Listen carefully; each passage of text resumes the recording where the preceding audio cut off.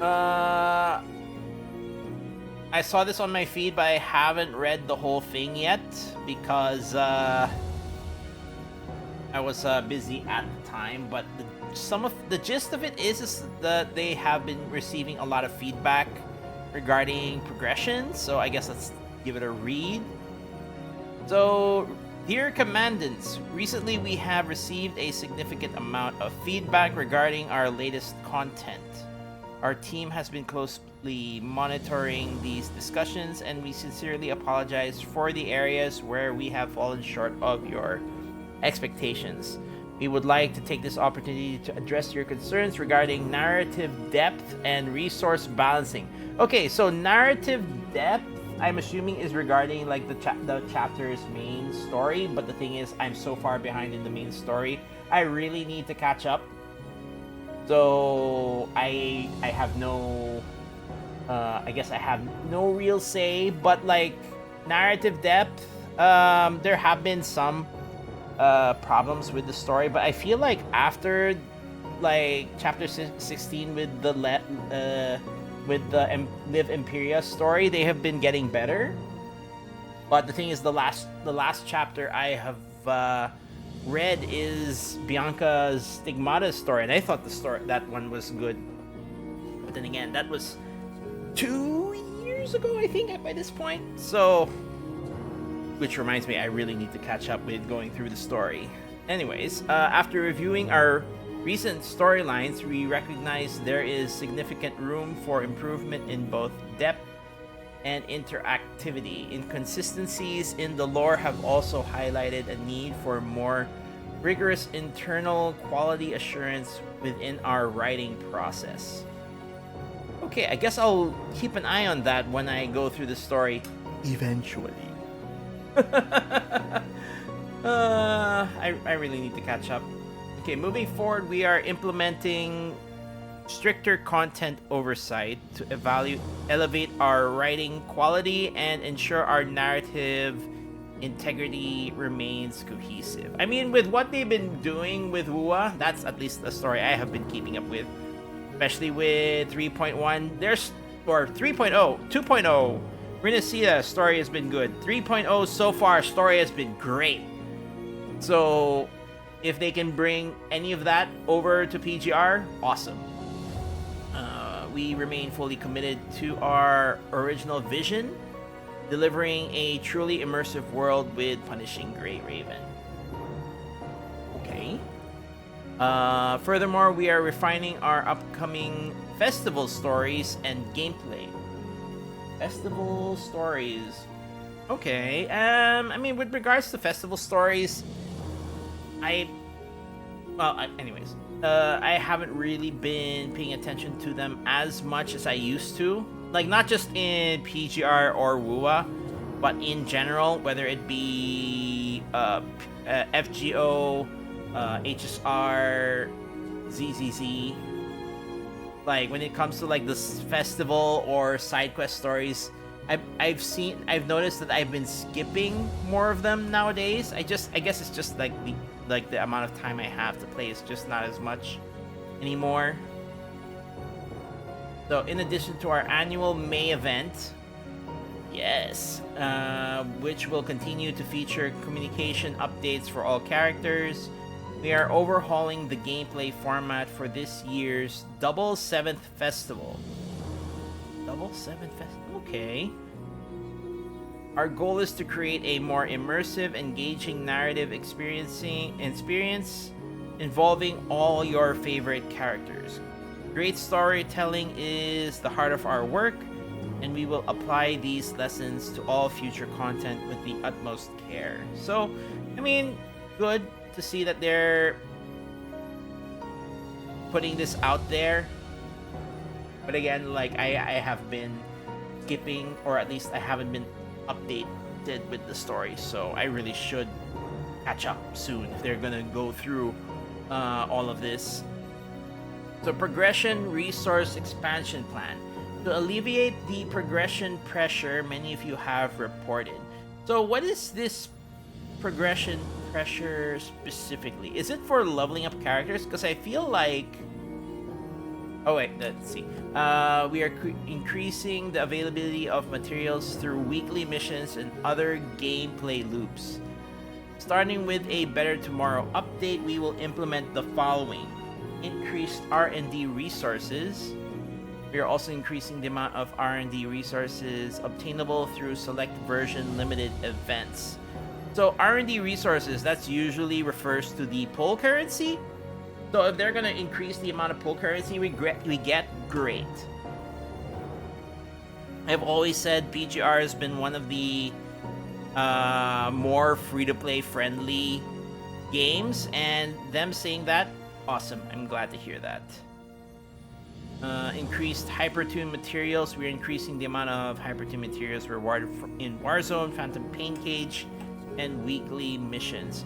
So I feel like if you're the type of player that only builds one set of one memory set for each character, you really don't have this or at least once you get, there's a certain point in the game where you just do the event content and you should be fine on resources, which is the what is it called, the simulated battlefield stuff. If you just keep doing this, you should have enough resources to really level up any new character you get. But that's assuming if you're only making one memory set per character.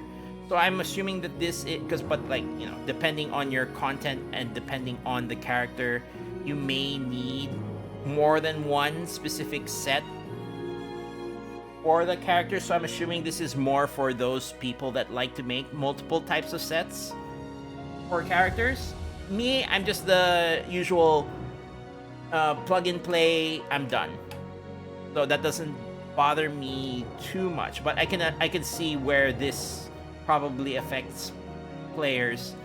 And also definitely the newer players. This, I'm sure, definitely affects the newer player base for sure.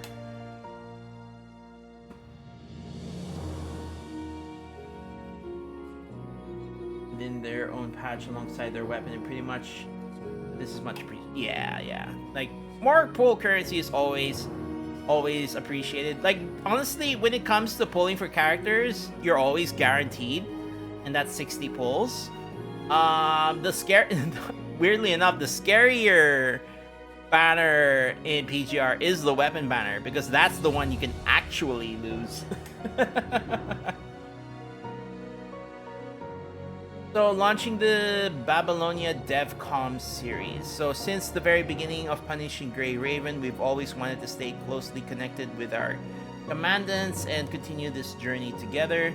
To further strengthen this bond, we are introducing the Babylonia DevComs, a recurring update where we will share periodic updates on our development process. The first issue is currently in production and is set for release in March 31.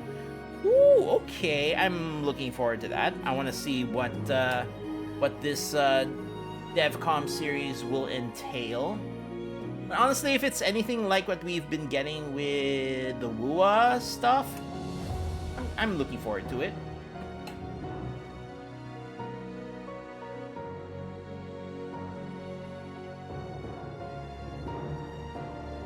As always, we welcome your suggestions through in-game surveys and customer support. As a token of our sincere apology, we will be sending Event Construct R&D tickets, 2,500, which is enough for one 10 pull, to all Commandants via in-game mail. The reward can be claimed until March 29, so we pretty much have 2 weeks.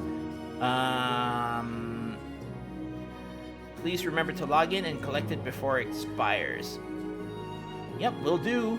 So thank you again for your continued support and trust. Punishing Grey Raven team, March 14th. So yeah, that was yesterday.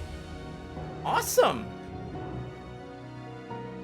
But you know, I'm kind of glad they did this, because since the global server merged with the CN server, I at least as far as I know, aside from like the patch updates we've been getting, we haven't really heard about the devs like talking about different things. We usually get the patch update, then that's it. So them coming out with this, I think, is a nice thing, and looking forward to the DevCom series at the end of the month. And of course, the 10 pull is much appreciated. So hopefully them saying that they are going to be giving out more R&D resources, that's great.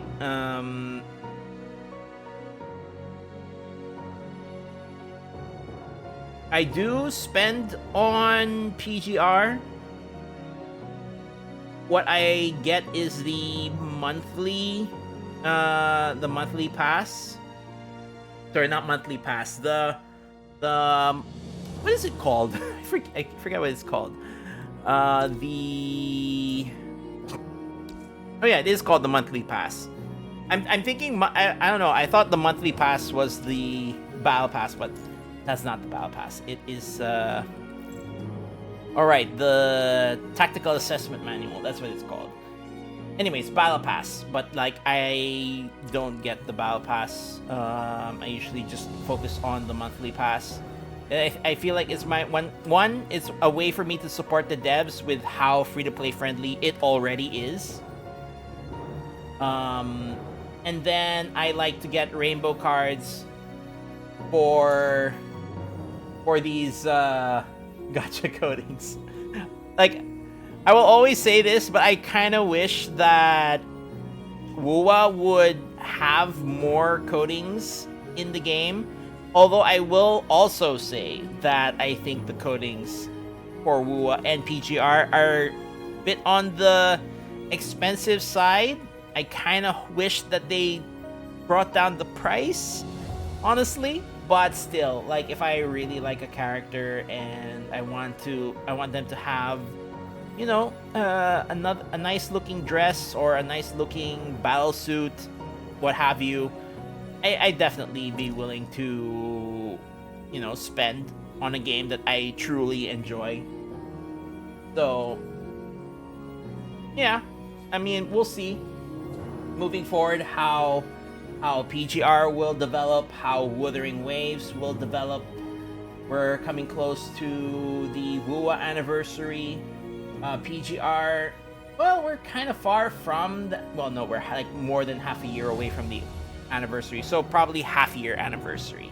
We'll be getting that soon as well. But hey, yeah, good to hear from the devs. Looking forward. Like, I still enjoy playing Punishing Grey Raven quite a lot, and yeah, we'll see what's to come in the future. Of course, because we still have characters to look forward to. Nirvatia will be coming out soon. Kamui was featured. A new frame for Alpha was featured. So a lot of good things coming soon. Anyways, if I don't know if I will upload this to the YouTube, but if it is there and you're watching the VOD and you've reached this point, thanks for watching it. And I'll see you on the next one. Bye, YouTube.